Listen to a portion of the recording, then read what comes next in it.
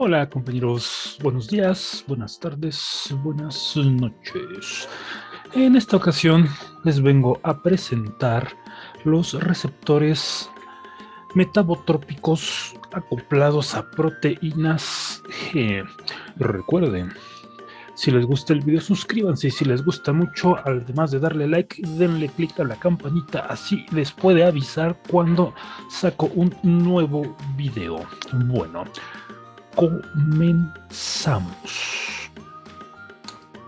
Los receptores acoplados a proteínas G o receptores metabotrópicos son los receptores más abundantes del cuerpo. Los receptores metabotrópicos o receptores acoplados a proteínas G habitualmente se abrevian así: receptores acoplados a proteínas G, alias receptores metabotrópicos. En un principio se pensaba que regulaban el metabolismo porque los primeros receptores acoplados a proteínas G fueron de tipo adrenérgico. Los primeros aislados, los primeros que se estudiaron fueron de ese tipo. Se vio que modificaba el estado de fosforilación del glucógeno para obtener glucosa 6-fosfato. O sea, un grupo de células musculares a las cuales se les administraba, se les añadía adrenalina o noradrenalina, y se veía que aumentaba el grado de hidrólisis del glucógeno y se obtenía glucosa 6-fosfato. Después se empezaron a estudiar con más detenimiento estos receptores metabotrópicos hasta que al principio de la década de los 80 del siglo pasado se definió la estructura. Se observó que eran receptores de 7 dominios transmembranales. Vamos a contarlos. Aquí tenemos los 7 dominios transmembranales: 1, 2, 3, 4, 5, 6, 7. Dependiendo del tipo de receptor de 7 dominios transmembranales es en donde se va a unir el agonista. El agonista es la sustancia la cual va a producir un efecto en el receptor. Muy bien, este efecto es un cambio conformacional. Este cambio conformacional del receptor va a hacer que esta zona, la parte carboxilo-terminal en el interior de la célula intracelular, sea reconocido por una proteína que se conoce como proteína G.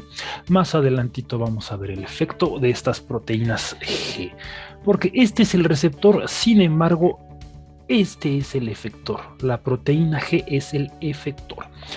Podemos distinguir diferentes grupos OH que van a ser susceptibles de ser fosforilado. Un punto de regulación de la fosforilación es fosforilarlos y regularlos a la baja. Muy bien. Un poquito más a detalle podemos ver aquí una secuencia, podemos ver su secuencia, podemos ver el extremo carboxilo terminal, podemos ver el extremo amino terminal, en donde en el extremo amino terminal se destacan ciertos sitios de glicosilación, pero en el extremo carboxilo terminal podemos ver sitios donde está anclado a la membrana con ácidos grasos, y también podemos ver sitios de fosforilación. La fosforilación va a regular su actividad a la baja. Los receptores de 7 dominios transmembranales se parecen mucho a uno que ya se había aislado anteriormente, a un pigmento que se había aislado anteriormente, la rodopsina. La rodopsina la podemos encontrar en los bastones de la retina. Estos bastones son fotorreceptores. ¿Cómo funcionan la rodopsina? La rodopsina tiene anclado una molécula tipo retinoide. Esta molécula tipo retinoide en su estado inactivo está toda estiradita. Se dice que está en tipo trans porque tiene un doble enlace. Y si recordamos nuestras clases de química de la vocacional, los enlaces que están así, digamos, un grupo pesado de uno, un grupo pesado del otro lado, se conoce como trans. Al momento que llega energía, que llega un fotón, este se convierte en cis. Tac, tac, tac, tac, tac. Este cambio conformacional, esta isomerización del retinoide va a provocar un cambio conformacional en los 7 dominios transmembranales. Esto va a hacer que empiece a ser reconocido por diversas proteínas. Estos cambios conformacionales van a hacer que se reconozcan por ciertas proteínas, ¿sí? Hay un análogo, hay un pigmento muy parecido que es la bacteriorhodopsina. La bacteriorhodopsina se parece aún más a nuestros receptores de 7 dominios transmembranales tipo adrenérgicos. Se ve que tienen sitios de unión a las proteínas G. Las proteínas G son nuestros efectores. También es de destacar sitios de anclaje a la proteína, a la membrana, perdón, a través de modificaciones posttraduccionales que son miristoilaciones o palmitoilaciones. En pocas palabras, se les conectan a esta parte, se le conecta un par de ácidos grasos. ¿Para qué? Para que quede ancladito a la proteína y no se ande desplazando de un lado a otro. Bien, también en el dominio carboxilo terminal tiene sitios de fosforilación. Como ya les había dicho, tiene funciones regulatorias, o sea, para regularlos a la baja. Muy bien. Existen diferentes tipos de receptores acoplados a proteínas G. Existen muchísimas clasificaciones. Las que podemos encontrar de mayor importancia son los clase A, clase B, clase C. Muy bien, los que se parecen a la rodopsina, al pigmento, al fotopigmento que tenemos en los bastones de la retina, son la clase A. ¿Cómo están conformados? Están conformados como que tienen un dominio aminoterminal extracelular, un dominio carboxilo terminal intracelular, un sitio de reconocimiento para las proteínas G y el sitio en donde se une su agonista, que se conoce como sitio ortostérico, está dentro de los 7 dominios transmembranales. Muy bien. También podemos tener sitios de regulación alostérica. Estos sitios de regulación alostérica quiere decir que pueden modificar la actividad de este receptor. Muy bien, pero no uniéndose de manera competitiva con su agonista, sino de una manera no competitiva. Tenemos los clase B tipo secretina y clase de adhesión, tiene que ver con migración celular, tiene que ver con sistema inmune. Este tipo de receptores clase B los podemos encontrar el sitio de unión a su agonista en el dominio aminoterminal. Su sitio ortostérico está en el dominio aminoterminal. También tenemos un sitio de reconocimiento a proteínas G y en su parte intracelular. Los moduladores, los fármacos que se unen en otros sitios se conocen como moduladores alostéricos. Si recordamos nuestras clases de bioquímica, podemos hacer que cambie la actividad con un modulador alostérico. En este caso sería un agonista o un antagonista alostérico.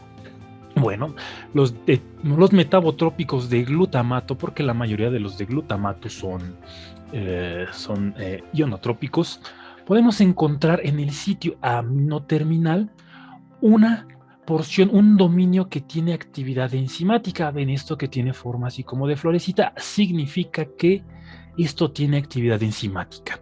El agonista ortostérico se va a unir a este sitio una vez reconocido. El agonista va a activar esta parte y se va a cortar. Y una vez cortada se va a activar el receptor. Muy bien, también tiene dentro de los 7 dominios transmembranales sitios de reconocimiento, sitios de agonismo y sitios de antagonismo alostérico, al igual que un dominio de reconocimiento para las proteínas G. La siguiente diapositiva, en esta diapositiva yo les quiero mostrar las grandes superfamilias que tenemos de este tipo de receptores, dentro de las que yo les quiero destacar, que son los receptores a glutamato, los de secretina y los de rodopsina. Hay que prestar particular atención a los de rodopsina. Los de rodopsina son los más abundantes y los más importantes. Ven todas estas ramas, las voy a englobar. Tac, tac, tac, tac, taca, taca, taca, taca, taca. Todos estos son del tipo rodopsina. ¿Por qué hay tantos? ¿Por qué? Porque muchos son de tipo olfativos y muchos son para sabores.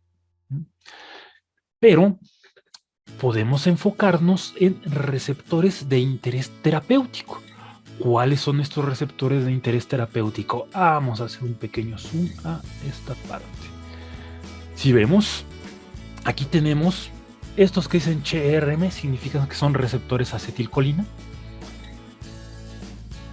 Ven estos que dicen ADRA, estos son receptores a adrenalina y noradrenalina. HT, receptores a serotonina, más receptores a adrenalina. Ven estos que dicen OPN, son receptores a opioides. Ven estos que dicen DR, son receptores a dopamina. También estos son receptores a dopamina. Receptores a histamina. Dentro de los que podemos podemos destacar, estos son los que podemos destacar, receptores a serotonina y a dopamina. Muy bien. Estas son las familias que yo quiero que ustedes conozcan, ¿no? Que acuérdense cuál es el tipo más abundante. El tipo más abundante son los de tipo rodopsina.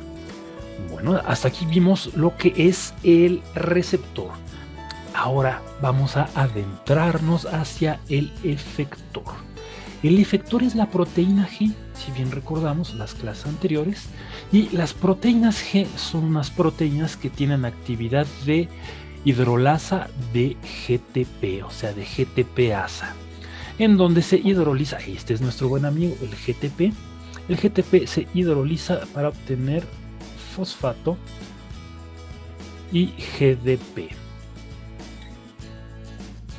Al tener actividad de GTPasa, son activas mientras tienen GTP integrado. Es importante porque en su estado inactivo tienen GDP. El receptor va a favorecer el intercambio de GDP por GTP. El GDP está inactivo, GTP se activa. Muy bien. En su estado basal, las proteínas G están en forma de un heterotrímero, están constituidas por 3 subunidades, una subunidad alfa, una beta y una gamma. También están ancladas las subunidades de las proteínas G a la membrana mediante lípidos. Existen muchísimos subtipos, me estoy refiriendo de subtipo de tipo alfa, 21 tipos de subunidades que están codificadas por 16 genes, 6 de tipo beta codificadas por 5 genes y 12 subunidades codificadas por el mismo número de genes. ¿Sí? ¿Qué ocurre cuando un ligando llega a unirse, llega a interactuar con este receptor? Algo que debemos de tener muy en cuenta es de que el receptor está oscilando en 2 estados. ¿Sí? Se dice que son constitutivamente activos, que tienen actividad constitutiva. ¿Por qué? Porque están en 2 estados, están en un estado de reposo y en un estado activado. Cuando no está unido a su ligando, se favorece el estado de reposo. Una vez que se une el ligando al receptor, se favorece que pase a el estado activo. Y al estado activo, cuando se une el ligando, o sea, hace el agonista. En esta imagen yo quiero mostrarles. Ven esta colita, aquí significa que esta colita no está activada.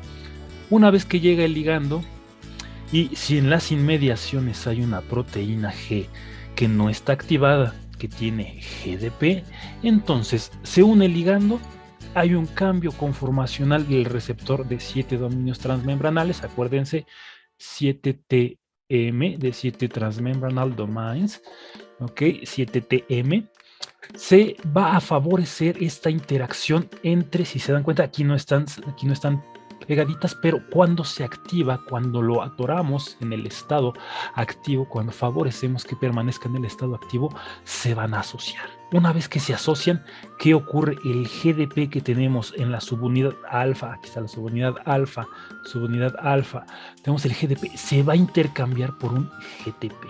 Aquí está el GTP.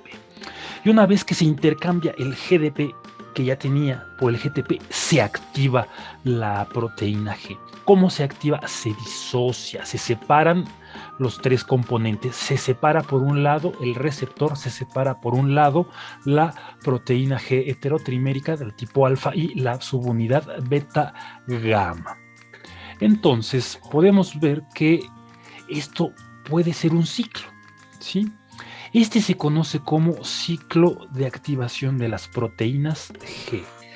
Aquí podemos empezar a hablar de un fenómeno de amplificación, porque al momento que se separan los tres componentes, el receptor activado por un lado, la subunidad alfa por el otro, la subunidad beta gamma por otro, podemos inferir que puede ocurrir una amplificación. ¿Por qué? Porque un receptor activado puede activar a otras proteínas G, las cuales a su vez van a activar a otros componentes. Se van a disociar en la subunidad alfa, en la subunidad beta gamma y van a activar a otros componentes. Aquí les quiero mostrar el ciclo de activación de las proteínas G. ¿Qué vemos aquí? Tenemos el receptor al cual se va a unir el agonista. Una vez que se une el agonista, ¿qué va a causar? Que el GDP de la subunidad alfa que se asocia se intercambie por un GTP. Una vez que se intercambia este GDP por este GTP, lo que va a ocurrir, se disocia la subunidad alfa de la beta gamma y del receptor.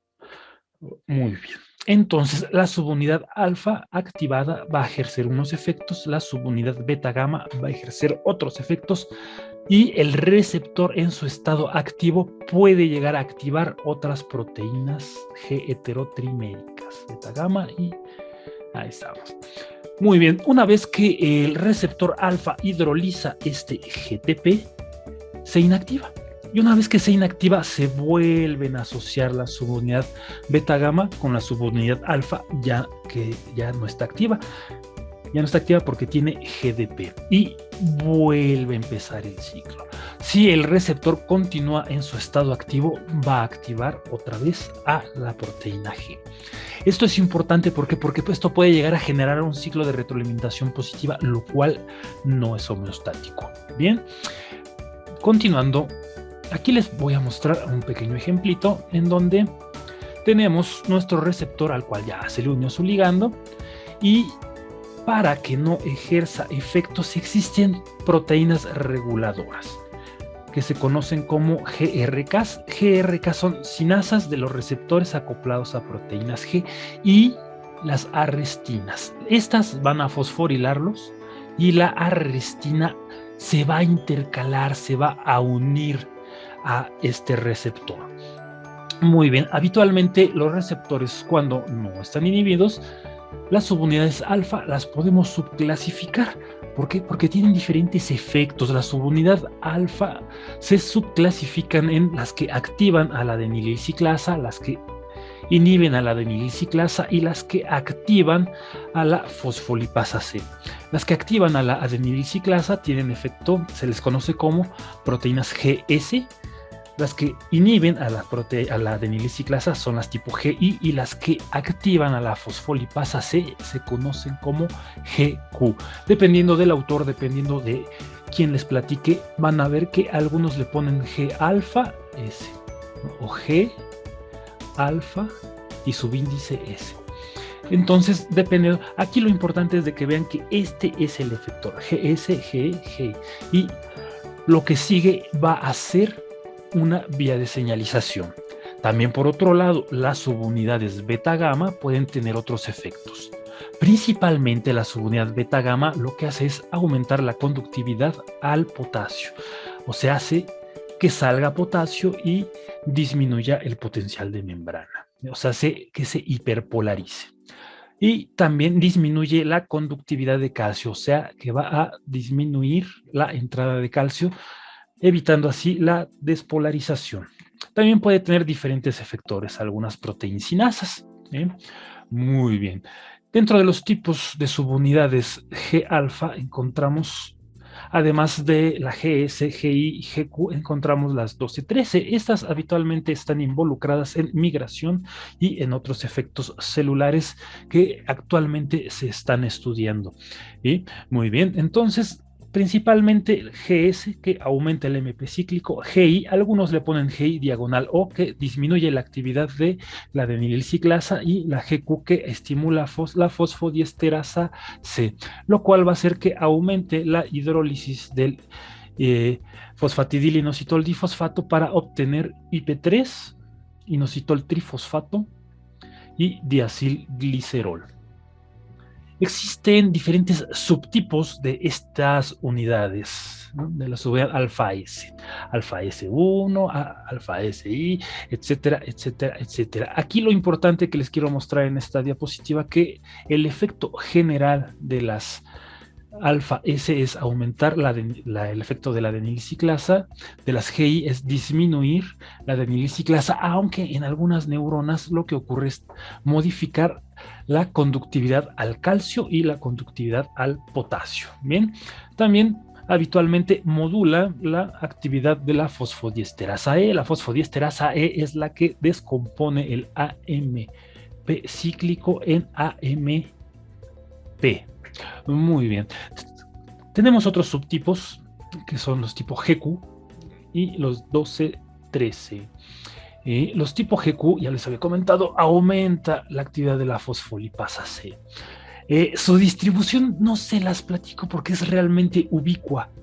O sea, la podemos encontrar prácticamente en todo el cuerpo. Terapéuticamente nos va a servir en todo el cuerpo. Muy bien, continuamos con las generalidades. Esta es también un resumen de qué tipo de receptores están involucrados con una proteína GS, ¿sí? Tenemos las tipo GS que se unen a receptores adrenérgicos del tipo beta. Entonces, acordémonos, tenemos nuestra membrana, tenemos nuestro receptor de 7 dominios transmembranales y tenemos nuestra proteína G con su subunidad alfa, su subunidad beta y su subunidad gamma. Entonces la subunidad alfa es la que nos va a dar el efecto principal. La subunidad gamma y la subunidad beta tienen una actividad tipo reguladora, hacen que disminuya el efecto principal. Muy bien. Entonces, esta proteína GS va a estar acoplado aquí en este ejemplo habitualmente a beta, los adrenérgicos beta, a histaminérgicos, a serotoninérgicos, receptores a glucagón y muchas otras hormonas. Efecto principal, aumentar el trabajo, aumentar la actividad de la adenilciclasa, por lo tanto aumentar el AMP cíclico y por lo tanto aumentar que también la actividad de diferentes sinasas. Dentro de ellas encontramos a la proteincinasa A. De las tipo GI, ¿qué podemos encontrar? De las tipo GI podemos encontrar, vamos a ponerlo acá, vamos a ponerlo de otro color, podemos encontrar a los receptores alfa 2, por ejemplo, que esta se está acoplando a una proteína que tiene una subunidad alfa del tipo I. ¿Sí?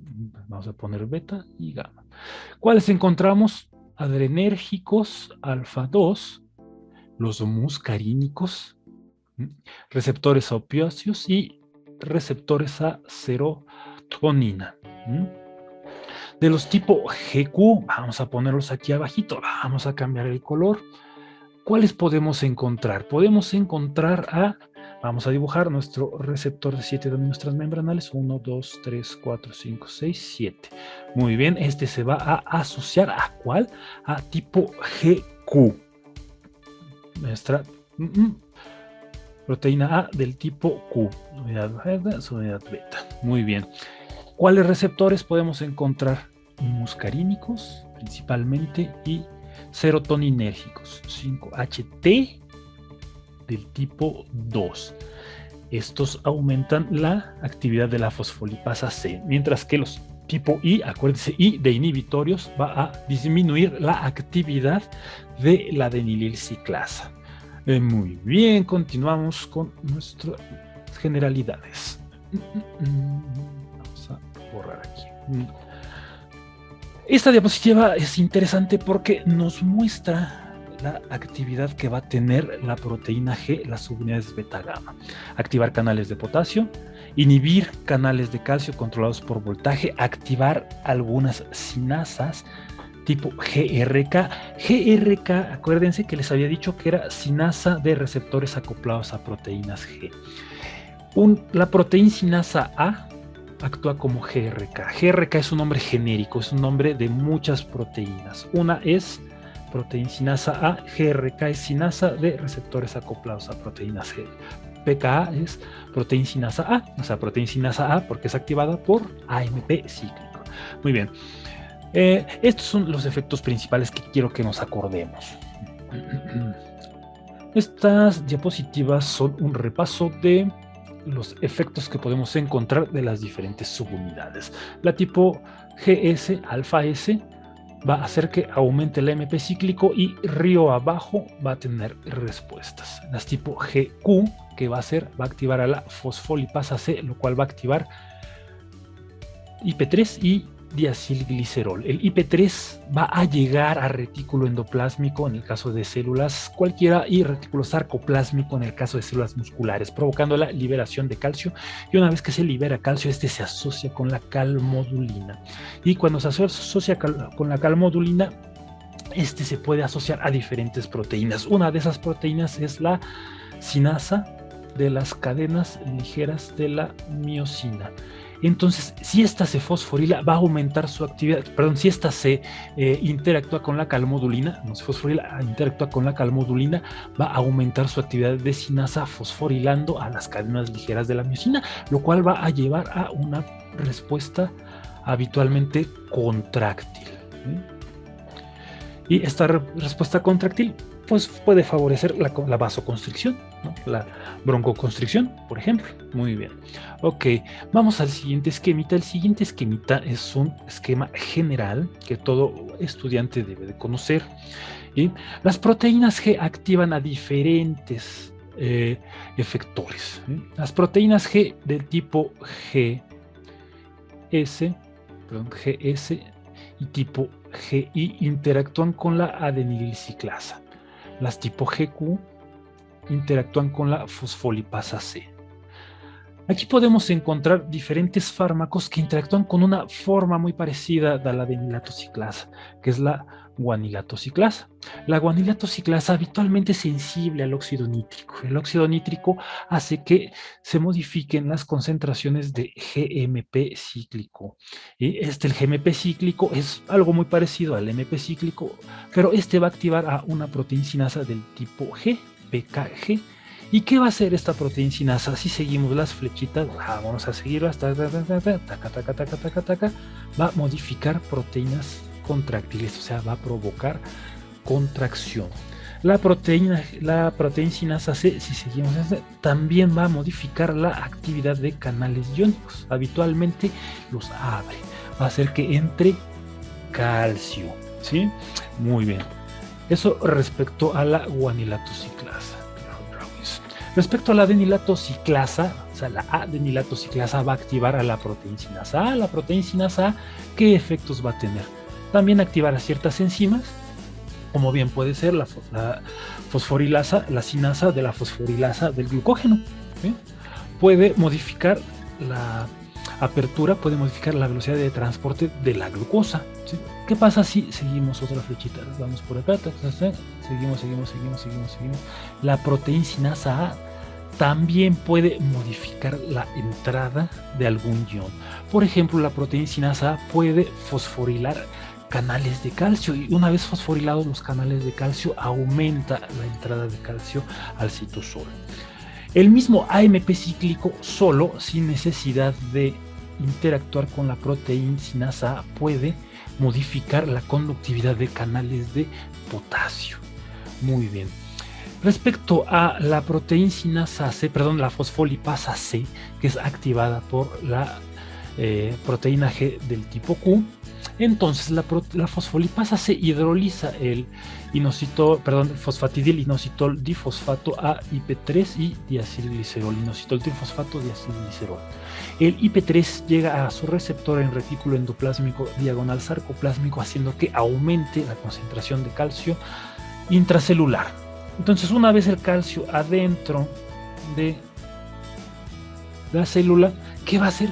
Favorecer contracción, favorecer el transporte, favorecer secreción, etcétera, etcétera.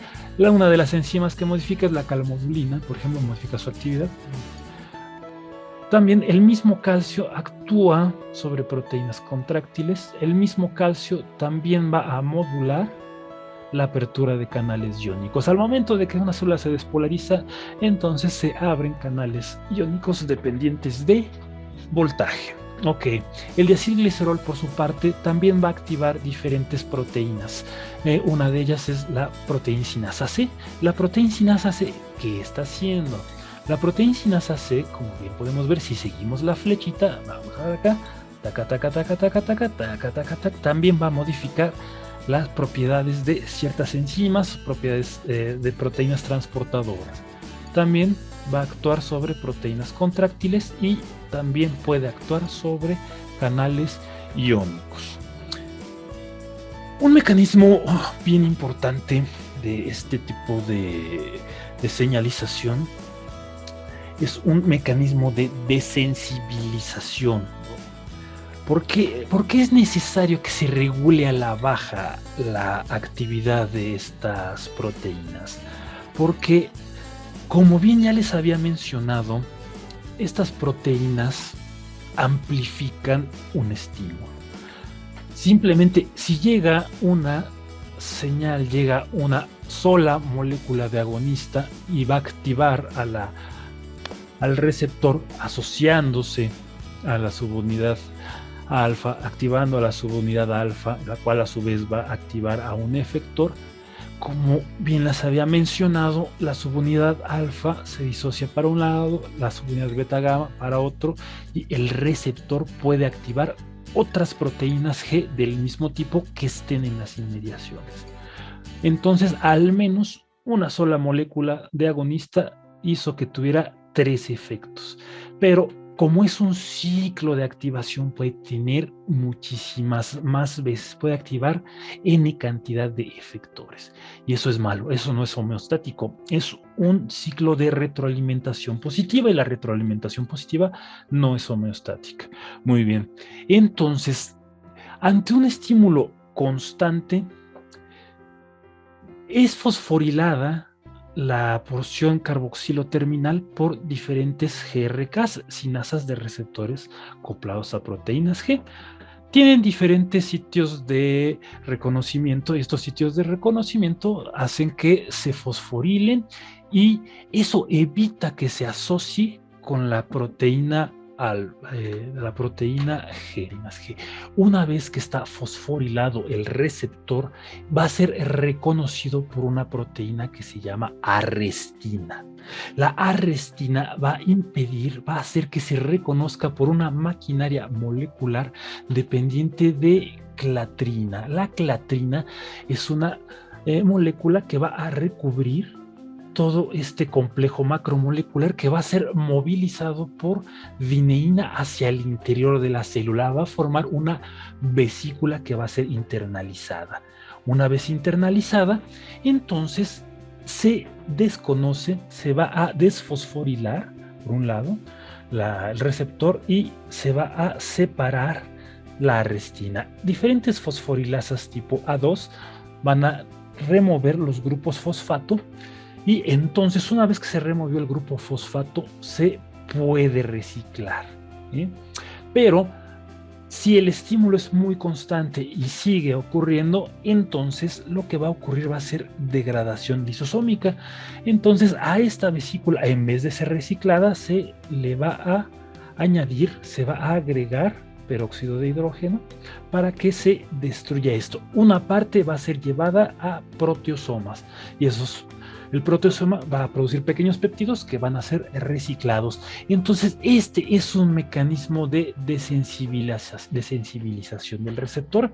Este mecanismo de desensibilización es muy importante porque esto conlleva a un fenómeno que se conoce como taquifilaxia. La taquifilaxia significa que a un paciente se le tiene que empezar a administrar una cantidad mayor de fármaco para que se presente el efecto. ¿Por qué? Porque tenemos que los receptores están desensibilizados. Conforme más le damos, más se va a presentar este efecto, ¿sí?